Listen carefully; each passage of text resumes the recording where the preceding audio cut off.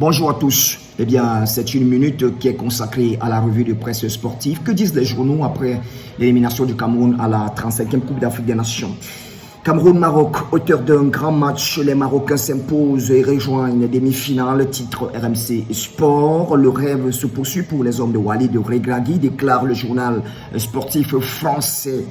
Eh bien, encore 2 matchs pour être champion, a-t-il indiqué. Et pour l'équipe.fr, le Maroc a écarté facilement le Cameroun et affrontera soit l'Algérie, soit alors les Super Eagles nigériens en demi-finale de la CAN. Vainqueur 2-0, le Royaume Chérifi a fait la différence. Note l'équipe sur 2 coups de pied arrêtés. D'abord, ce corner sur lequel Brahim Diaz a marqué en reprenant la déviation de la tête d'El Kabi à la 26e minute de jeu. Puis, un coup franc repris toujours au second poteau par Ismaël Saïbari à la 74e, écrit le journal.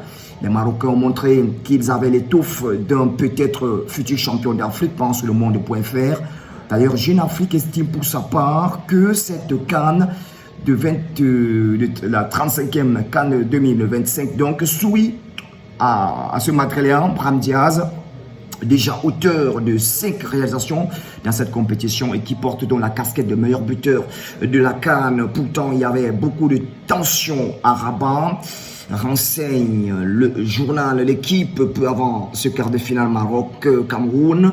À domicile, bien sûr, mais le Maroc n'a pas eu l'occasion de se faire frayeur contre une équipe camerounaise incapable de se défaire du pressing adverse, écrit l'équipe.fr. Bref, c'était en quelque sorte de l'étouffement en Foot Mercato qui a titré dans une ambiance folle.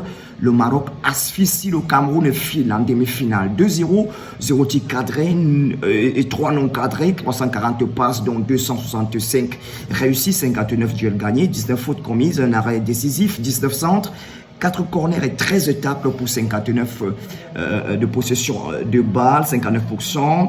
Ce sont les statistiques des Lions indomptables dans ce quart de finale Maroc-Cameroun. Eh bien, nous révèle donc ce matin le journal RMC Sport. Eh bien, c'est donc synonyme d'élimination pour cette édition de la CAN. Le dernier carré est là pour le pays hôte et le mauvais souvenir de 1988 est bel et bien enterré, conclu RFI.